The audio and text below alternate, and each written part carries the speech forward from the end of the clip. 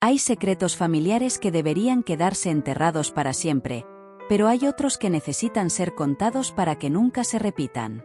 El mío es de esos que te queman por dentro, que te obligan a hablar aunque duela, porque el silencio solo alimenta más dolor. Imagínate ser una niña, atrapada en una casa con tus hermanos y primos, sintiendo que el mundo que conoces se derrumba bajo tus pies, sin saber cómo escapar. Buenas tardes, mis queridos. Mi nombre es Carmen López García, pero todos en el pueblo me llaman Doña Carmita o Abuelita Carmita. Tengo 78 años, bien vividos, con arrugas que cuentan historias y un corazón que aún late con fuerza.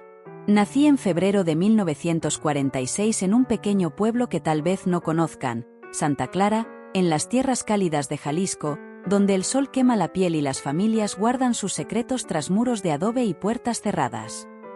Crecí en una época donde las mujeres éramos sombras, los niños no teníamos voz, y los hombres mandaban como si fueran dueños de todo. Mi historia es sobre una de esas familias que, desde afuera, parecía tocada por la gracia divina, pero por dentro escondía horrores que aún me despiertan en la noche, con el corazón acelerado y las manos temblando. Quiero saber desde qué rincón de este hermoso mundo están escuchando esta historia. Antes de comenzar, quiero invitarte a que te suscribas al canal de Historias de Carmen. Aquí siempre encontrarás relatos llenos de emociones, recuerdos y aprendizajes que tocan el corazón. Suscríbete ahora y acompáñame en esta nueva historia. Soy hija de Juan López, un hombre respetado en Santa Clara, dueño de tierras que se extendían hasta donde alcanzaba la vista, un patriarca que parecía tenerlo todo bajo control. Para los de afuera, éramos el ejemplo perfecto de una familia bendecida. Trabajo duro, unión, respeto. Pero dentro de esas cuatro paredes, la palabra familia era solo un disfraz para cosas que nadie debería vivir. Mi padre era un hombre imponente, de estatura alta, con manos ásperas por el trabajo en el campo y una mirada que atravesaba el alma. Siempre vestía camisas de algodón, un sombrero gastado y botas que resonaban en el suelo de adobe de nuestra casa, la hacienda La Esperanza, como si anunciaran su llegada. Juan López no era solo mi padre. Era la ley misma, un rey en su pequeño reino. Su presencia dominaba cada rincón de la hacienda, desde los campos de maíz que se mecían bajo el viento hasta los patios polvorientos donde las gallinas correteaban. Su voz, grave y firme, no necesitaba alzarse para imponerse. Una sola palabra suya bastaba para que todos obedeciéramos sin chistar. Además de mí, la única hija mujer, en la hacienda vivían 15 muchachos, a los que él llamaba sus hijos. No todos lo eran realmente. Todo empezó cuando yo era pequeña, apenas una niña de trenzas largas y vestidos remendados. Mi padre tenía una idea muy particular sobre la familia. Si un pariente estaba en problemas, si un primo quedaba huérfano, si alguien no podía cuidar de sus hijos varones, él abría las puertas de nuestra casa. La sangre se ayuda, decía con orgullo, y así, con los años, la hacienda se llenó de niños y jóvenes, cada uno con su propia historia de pérdida, pero todos obligados a fundirse en una sola verdad, la de obedecer a Juan López sin cuestionar nada. La hacienda La Esperanza era enorme, como las haciendas de antaño, con 3 salas conectadas por corredores largos y patios llenos de polvo rojizo que se levantaba con cada paso. El ala central era el corazón de la casa, con las habitaciones de mis padres, la sala principal decorada con muebles de madera tallada que olían a barniz viejo, el comedor donde todos nos reuníamos para comer en una mesa larga que crujía bajo el peso de los platillos, y la cocina, donde doña Teresa, nuestra cocinera, reinaba con manos expertas. Doña Teresa era una mujer robusta, de mejillas coloradas por el calor del fogón, siempre moviendo ollas de barro llenas de moles espesos o tamales envueltos en hojas de maíz. Sus manos parecían no descansar nunca, amasando tortillas, picando chiles, removiendo guisos que llenaban el aire de aromas picantes que se colaban por toda la hacienda. Pero ella era callada, casi invisible, como si supiera que en esa casa las palabras podían ser un arma de doble filo. En el ala este vivían los muchachos mayores, en cuartos compartidos que olían a sudor, tabaco y cuero. Esos cuartos eran un mundo prohibido para mí, llenos de risas ahogadas, discusiones en voz baja y secretos que yo, como mujer, no debía escuchar. Por las noches, el eco de sus voces se mezclaba con el canto de los grillos, hablando de tareas, de planes, de cosas que nunca entendí del todo. En el ala oeste estaban los más pequeños, siempre bajo la vigilancia estricta de los mayores, en una jerarquía que mi padre había impuesto desde que tengo memoria. Los pequeños dormían en hamacas colgadas en las paredes o en colchones delgados tirados en el suelo, aprendiendo desde temprano que la vida era dura y que cualquier error se pagaba caro. Yo tenía mi propio cuarto en el ala central, cerca de mis padres, como correspondía a la única niña. Era un cuarto sencillo, con una cama de madera que crujía al menor movimiento, un ropero viejo heredado de mi abuela que olía a naftalina, y una ventana pequeña que daba al patio donde las gallinas picoteaban y los perros flacos dormían bajo la sombra de un mezquite. Desde esa ventana, veía el sol ponerse detrás de las colinas, tiñendo el cielo de rojos y naranjas, y soñaba con un mundo más allá de esos muros, aunque en ese entonces no sabía que existía. Mi madre, Rosa García, era una mujer menuda, de manos ágiles y carácter reservado. Había llegado de Michoacán para casarse con mi padre cuando yo tenía apenas 2 años. Ella era mi madrastra, pero me trataba como si fuera sangre de su sangre, sin diferencias con los hijos que vinieron después. Rosa era de esas mujeres que hablan poco pero hacen mucho. Siempre andaba de un lado a otro, cuidando el huerto donde crecían tomates rojos como sangre, chiles que picaban hasta hacerte llorar, y hierbas aromáticas que usábamos para cocinar y curar. Supervisaba la limpieza de los pisos de adobe que se ensuciaban con el polvo del campo, organizaba las comidas que llenaban la mesa de platillos humeantes, pozole rojo con maíz tierno, tamales envueltos en hojas de maíz, enchiladas verdes que quemaban la lengua. Sus manos olían a jabón casero hecho con ceniza y grasa, y a veces a romero o epazote fresco. Tenía una forma tierna de peinarme el cabello por las tardes, cuando el calor aflojaba y nos sentábamos en el patio a descansar. Me trenzaba con cuidado, contándome cuentos cortos sobre santos que hacían milagros o leyendas de la región, como la de la Llorona que vagaba por los arroyos. Pero nunca hablaba de su vida antes de llegar a la hacienda, como si su pasado se hubiera borrado el día de su boda con papá. A veces, la veía mirando al horizonte, con una tristeza en los ojos que no entendía, pero nunca pregunté, porque en esa casa las preguntas eran vistas como insolencia. Menos preguntas y más trabajo, Carmita, me decía si intentaba curiosear, y yo aprendí a callar. La rutina en la hacienda La Esperanza era como un reloj que nunca se atrasaba. Todo tenía su hora, su lugar, su orden. Nos levantábamos al amanecer con el toque de una campana que mi padre hacía sonar desde el corredor principal, un sonido metálico que cortaba el silencio de la noche como un cuchillo. Los muchachos salían al campo a trabajar, arrear el ganado que pastaba en los prados verdes, alimentar a los cerdos que gruñían en sus corrales, sembrar maíz y frijoles en tierras fértiles que daban cosechas abundantes para alimentar a toda esa gente. Algunos días, los veía desde la ventana, sudorosos bajo el sol, moviendo azadones o cargando sacos pesados, mientras mi padre supervisaba desde su caballo, con el sombrero ladeado y una vara en la mano. Yo me quedaba en casa con mi madre, aprendiendo lo que se esperaba de una mujer: barrer el piso de tierra apisonada hasta que brillara, lavar la ropa en el lavadero con agua fría del pozo, preparar el desayuno con huevos frescos de las gallinas y café negro que humeaba en tazas de barro. A veces ayudaba a doña Teresa en la cocina, aprendiendo a moler maíz en el metate o a enrollar tamales con una precisión que ella exigía. Era una vida agotadora, con el sol pegando fuerte desde temprano y el polvo pegándose a la piel, pero en ese entonces me parecía lo normal, lo único que conocía. No había escuelas cercanas, no había amigos del pueblo, no había salidas al mercado sin permiso. Mi padre controlaba todo con una mano firme, casi invisible. Decidía qué ropa usaríamos: camisas remendadas para el trabajo diario, prendas limpias solo para los domingos, que se cocinaría ese día, si habría carne asada con tortillas calientes o solo frijoles con salsa, qué tareas haría cada uno, incluso hasta qué hora podíamos quedarnos despiertos bajo las estrellas. Nadie salía de la hacienda sin su aprobación, nadie recibía visitas sin que él las supervisara, nadie alzaba la voz ni reía demasiado cuando él andaba cerca.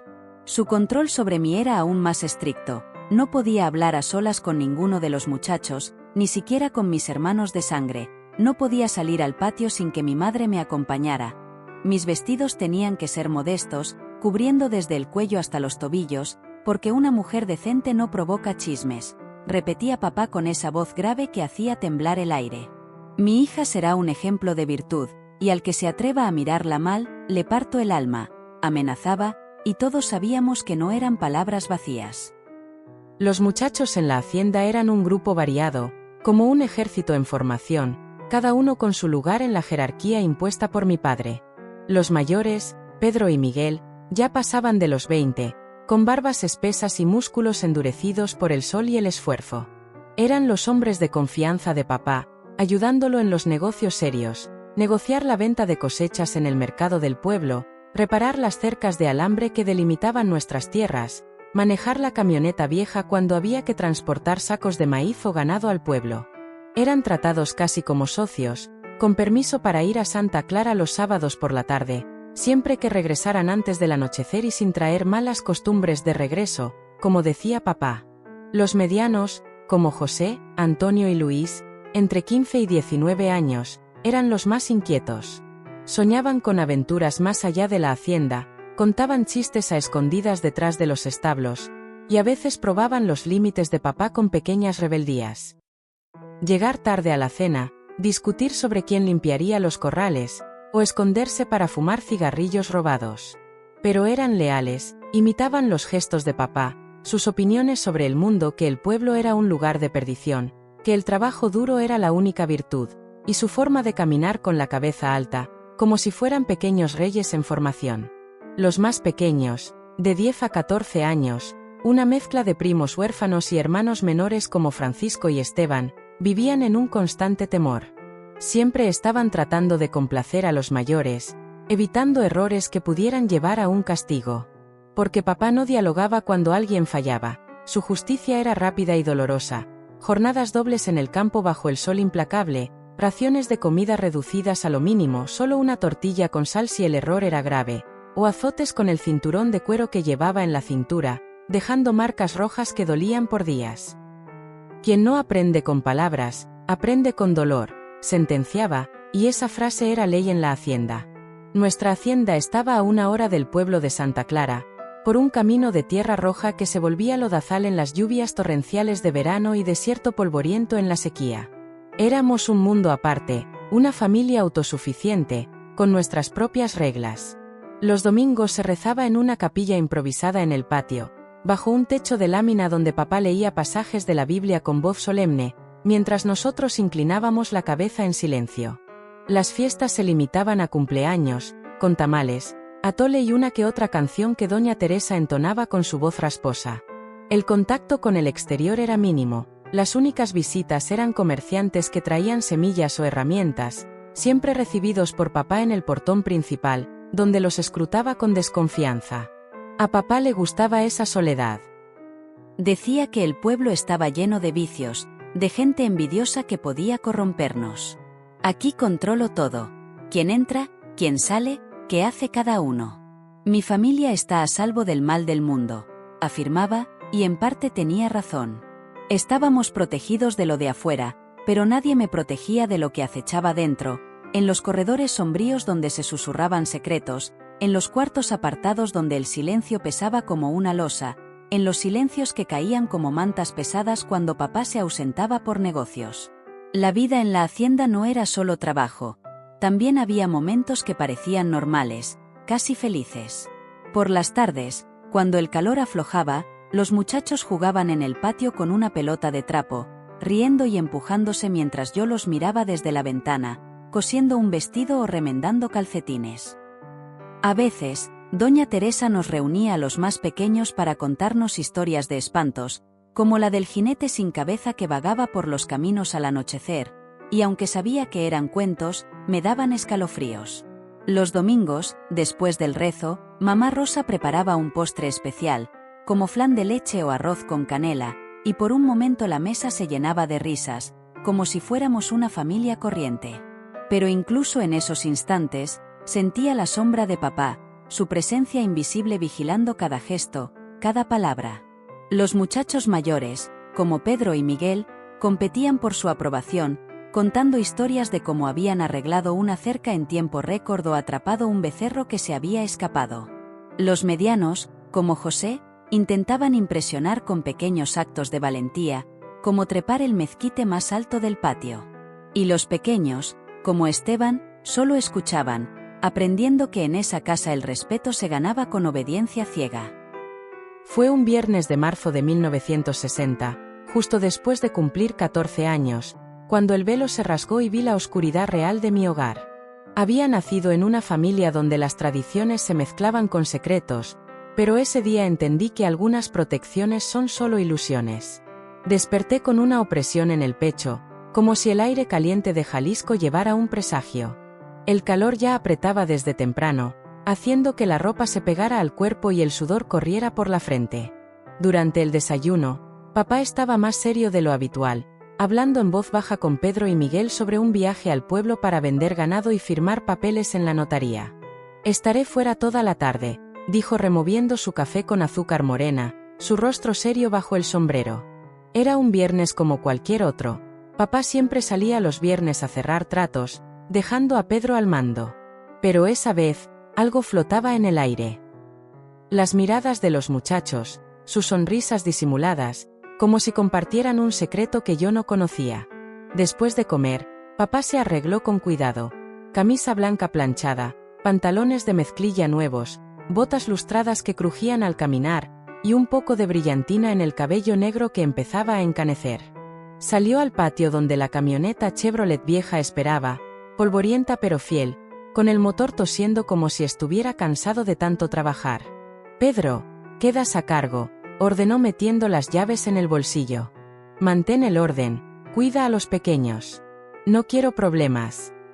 Asentimos en silencio, y él subió a la camioneta, levantando una nube de polvo que tardó en disiparse mientras el vehículo desaparecía por el camino curveado. El silencio que cayó sobre la hacienda no era el habitual. Era denso, expectante, como el aire antes de una tormenta. Mamá Rosa entró a la cocina sin decir nada, y yo la seguí para lavar los platos. Tazas de barro con restos de café, platos con migajas de tortilla y salsa. Pero sentía ojos clavados en mi espalda, evaluándome como a un animal en el mercado. «Mamá, ¿puedo ir al patio a ver las gallinas?», pregunté secándome las manos con un trapo áspero. «Sí, hija, pero no tardes, hoy hornearemos pan para la semana». Salí al sol abrasador, recogiendo huevos entre plumas y cacareos, tratando de distraerme con las tareas cotidianas, pero la inquietud no se iba. Los muchachos andaban en grupos, susurrando, callando cuando me acercaba. Era como una conspiración invisible que se tejía a mi alrededor. 2 horas después de que papá se fue, José apareció en la puerta del gallinero. José, mi hermano de sangre, 3 años mayor, alto y delgado, siempre había sido amable conmigo, compartiendo un dulce robado de la cocina o ayudándome con las tareas pesadas. Pero ese día su mirada era distinta, fría, nerviosa, como si cargara un peso que no quería llevar. «Carmen, necesito hablarte», dijo con voz ronca, mirando al suelo. «¿Qué pasa, José? ¿Algo malo?» «Ven, hay algo que debes aprender». Su tono me heló, dejé la canasta con los huevos y traté de alejarme, pero él me tomó del brazo, firme pero no violento. «No corras, Carmen. Mamá está ocupada y aunque te oyera, sabe que esto es parte de tu educación». «¿Educación?», no entendía. Me llevó por el patio trasero hacia el ala oeste, deteniéndose frente a una puerta que conocía como el cuarto de herramientas, un lugar polvoriento con costales de maíz apilados, martillos oxidados, azadones rotos y trastos que nadie usaba. «¿Por qué aquí, José?», pregunté, con el corazón latiendo tan fuerte que lo sentía en la garganta. «Porque es donde las niñas de la familia se convierten en mujeres». Abrió la puerta, y el interior me dejó sin aliento. Alguien lo había transformado. Un colchón viejo y sucio en el suelo, una cortina raída colgada en la ventana diminuta para bloquear la luz, una silla coja en una esquina. Todo parecía preparado, como un escenario para algo siniestro. «Entra, Carmen». «No quiero, José, por favor». «No es una opción, obedece». Intenté retroceder, pero pasos resonaron detrás. Pedro se acercaba, seguido de Miguel, Antonio, Luis. 1 a 1. Todos los muchachos mayores formaron un semicírculo en la entrada, sus rostros transformados en máscaras de determinación fría, como si hubieran ensayado cada movimiento. «Pedro, ¿qué es esto?», pregunté con voz quebrada, sintiendo que el suelo se abría bajo mis pies. «Es tu iniciación, Carmen. Aprenderás a servir a los hombres que te protegen». Las palabras cayeron como piedras, pesadas, incomprensibles. No entendía, pero el pánico crecía como una ola que me ahogaba. Pedro me empujó adentro, tropecé y caí sobre el colchón, que olía a moho y desesperación. La puerta se cerró con un clic seco, como un ataúd sellándose. Afuera, oía susurros organizando algo planeado, como si hubieran esperado este momento durante semanas. Minutos después, Miguel entró, cerrando la puerta tras de sí. «Quédate quieta y obedece, Carmen». Su voz era monótona, como si recitara algo aprendido de memoria. «Miguel, por favor, quiero ir con mamá», supliqué, con lágrimas quemándome los ojos. «Ella sabe, esto es tradición». Lo que siguió fue un horror que no detallo, porque algunos dolores se clavan demasiado hondo para describirlos con palabras. Cuando terminó, salió como si nada, ajustándose la camisa, y dijo: «Ahora José». Uno por uno entraron, no todos los 15, algunos vigilaban la puerta, otros eran demasiado joven. Pero suficientes para romper algo en mí que nunca volvería a sanar. Entre turnos, sola en ese cuarto que olía a humedad y miedo, miraba el techo agrietado, preguntándome cómo mis hermanos, los mismos que jugaban conmigo en el patio, se habían vuelto extraños. Intenté abrir la puerta, cerrada con llave. Golpeé con los puños. «Por favor, déjenme salir». Pedro respondió desde afuera: «Aún no termina, Carmen». La cortina raída amortiguaba los sonidos. Enrollé una tela sucia que encontré bajo la puerta para silenciar mis propios sollozos, como si yo misma me traicionara al intentar gritar. El tiempo se medía en agonía, en el dolor que recorría mi cuerpo, en la espera interminable del motor de la camioneta que anunciaría el regreso de papá. Cuando oí el rugido familiar al atardecer, estaba destrozada, física y emocionalmente. Pedro entró por última vez, ayudándome a levantarme con una frialdad que me heló más que el acto mismo. «Ahora sabes las reglas, Carmen. Todos los viernes, cuando papá salga, vienes aquí. Así es esta familia, y papá lo sabe, él diseñó este cuarto». «¿Papá sabe?», pregunté, con la voz rota, incapaz de creerlo. «¿Quién crees que preparó todo esto?». Sus palabras fueron un golpe final, como si el mundo entero se derrumbara. Todo lo que creía saber sobre mi hogar, mi familia, mi padre, se deshizo en ese momento. Salí tambaleándome al patio, con la ropa desarreglada y el alma en pedazos. Mamá Rosa estaba en la cocina, removiendo una olla de frijoles como si nada hubiera pasado. «Lávate y cámbiate, Carmen, tu padre está por llegar», dijo sin mirarme, como si supiera y aceptara. En la cena, todos actuaron con normalidad. Papá hablaba de los precios del ganado, los muchachos comían ruidosamente, mamá servía más tortillas. Pero yo no podía tragar, cada bocado sabía a ceniza. «Carmen, estás callada», notó papá, frunciendo el ceño. Pedro intervino rápidamente. «Aprendió lecciones de obediencia hoy». Papá asintió, satisfecho. «Bien, una mujer encuentra su lugar así». Esa noche, en mi cuarto, no dormí, lloré en silencio, abrazada a la almohada, preguntándome cómo seguir viviendo en esa casa. La semana siguiente fue una niebla densa. Cumplía con las tareas: barrer, lavar, cocinar. Pero mi mente volvía una y otra vez al cuarto de herramientas. Los muchachos habían cambiado, sus miradas eran posesivas, sus manos se demoraban al pasar cerca de mí, sus órdenes eran más duras, como si yo hubiera dejado de ser su hermana para convertirme en algo menos, algo que les pertenecía.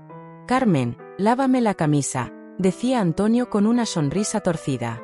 «Carmen, trae más agua», ordenaba Luis, sin mirarme a los ojos. Mamá Rosa observaba todo en silencio, con esa tristeza en la mirada que ahora entendía mejor. El segundo viernes llegó como una condena inevitable. Papá anunció un viaje más largo a Guadalajara para comprar semillas y negociar con un comerciante. Estaré fuera hasta la noche, dijo, y el nudo en mi estómago se apretó tanto que apenas pude desayunar. Cuando la camioneta se alejó, Antonio me buscó en el patio. Ven, Carmen, ya sabes a dónde.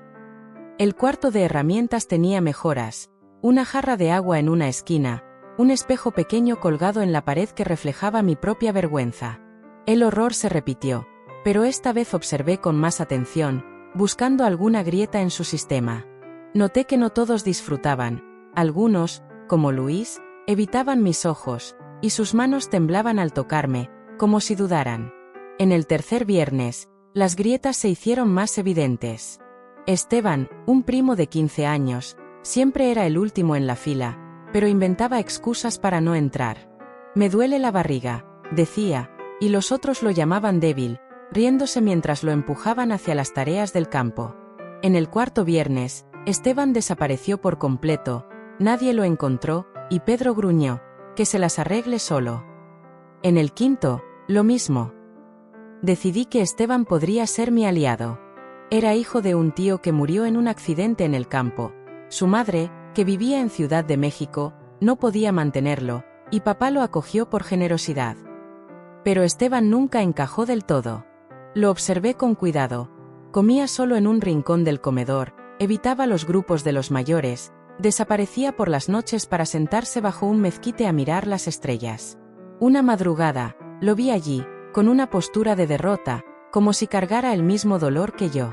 El sexto viernes, papá anunció otro viaje a Guadalajara.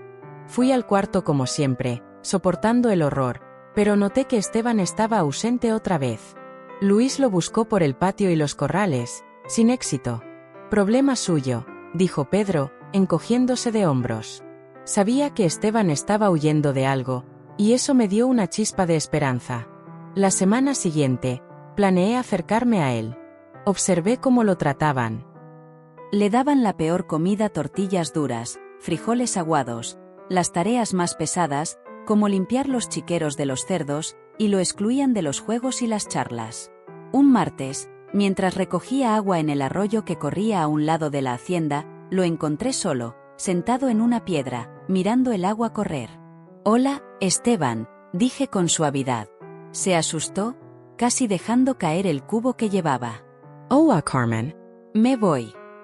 «Quédate. El arroyo es grande, hay espacio para los dos». Se quedó en silencio, mirando el agua, y luego hablé. «¿Te gusta estar aquí?» «¿Por qué preguntas?» «Curiosidad». «Extrañas a tu mamá, ¿verdad?» Sus ojos se llenaron de lágrimas, y asintió. «Sueño que viene por mí, pero no puede, está muy lejos». «Si pudieras, te irías». Me miró con sorpresa. «Sí, hoy mismo». Hice una pausa, midiendo mis palabras. «Sabes lo que pasa los viernes, ¿verdad?» Se sonrojó, bajando la mirada. «No puedo participar. No está bien. Me escondo para no». No terminó la frase, pero entendí. ¿Me ayudarías a parar esto? Dudó, mirando el agua, y luego asintió. Sí, no aguanto más esta casa. Desarrollamos un sistema de señales para comunicarnos sin que los demás sospecharan. Una piedra en mi ventana significaba que yo quería hablar. Una ramita de hierba en la cerca era su señal para mí. Nos reuníamos en el arroyo al amanecer, cuando todos dormían, planeando con cuidado. Al principio, nuestras ideas eran vagas. Escapar juntos, contarle a alguien del pueblo, gritar hasta que alguien nos escuchara. Pero todo parecía imposible, el pueblo estaba lejos, y papá controlaba todo. Entonces, una noche, mientras ayudaba a mamá Rosa a guardar trastos, vi la inspiración.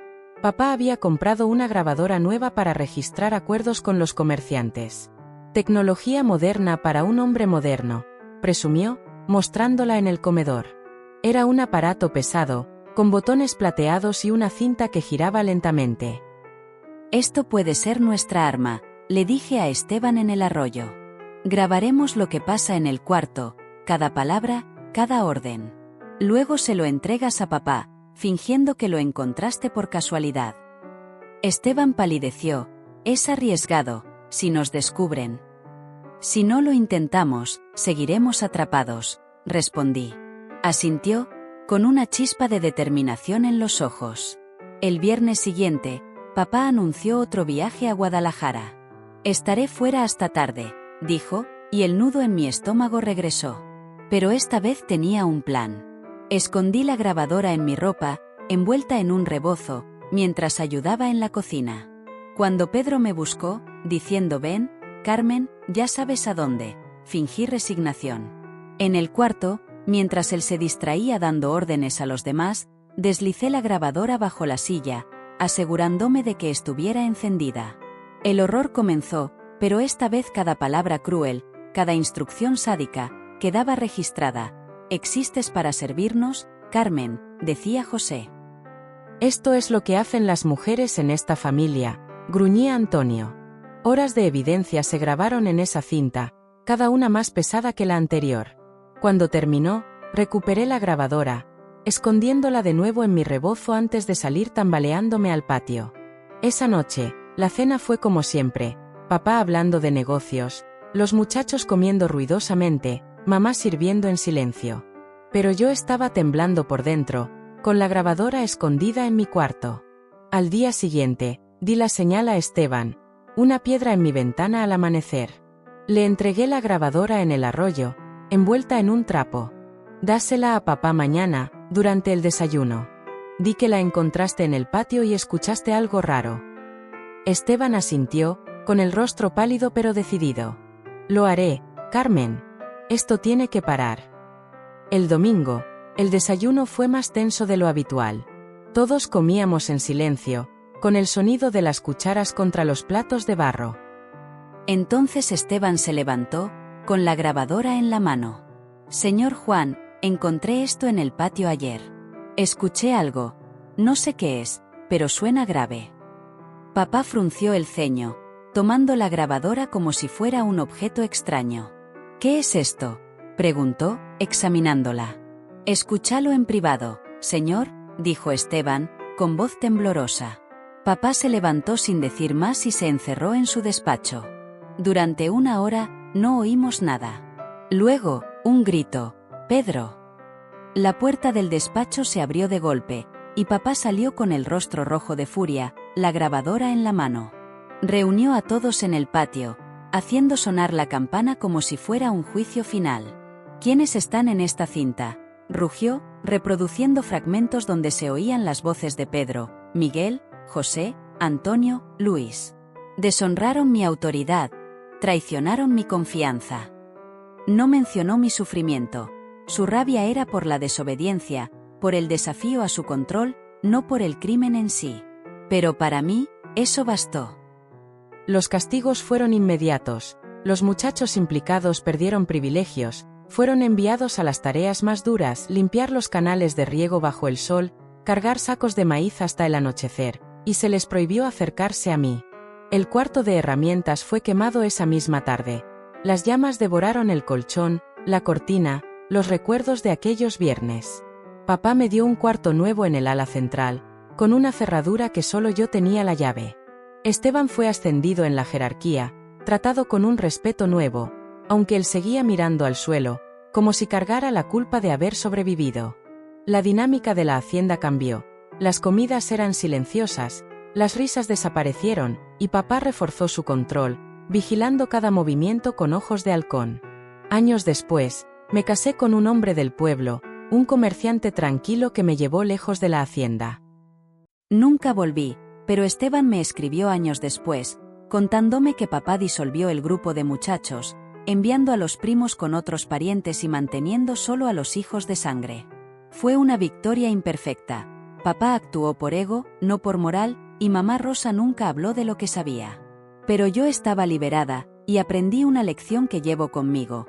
En los sistemas más oscuros, siempre hay grietas, aliados que surgen en el silencio, y formas de convertir la opresión en un arma para la libertad. La vida en la hacienda me marcó, pero también me enseñó a encontrar fuerza donde no parecía haberla. Cada noche, cuando cierro los ojos, recuerdo aquel cuarto, pero también recuerdo el sonido de la grabadora, la chispa de esperanza en los ojos de Esteban, el momento en que el fuego consumió el lugar donde mi infancia se rompió. No cuento esta historia para revivir el dolor, sino para que otros sepan que el silencio no es la única opción.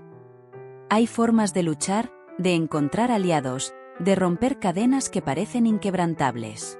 Mis queridos, gracias por llegar hasta el final de esta historia. Si les conmovió, si sintieron el peso de estas memorias, dejen la palabra bondad en los comentarios, denle un me gusta y suscríbanse a Historias de Carmen. Sus gestos me dan fuerza para seguir abriendo mi corazón. Siempre hay una salida, una esperanza, una fuerza interior que no conocemos hasta que la necesitamos. Recuerden, son más fuertes de lo que creen, y la luz siempre espera al final del túnel.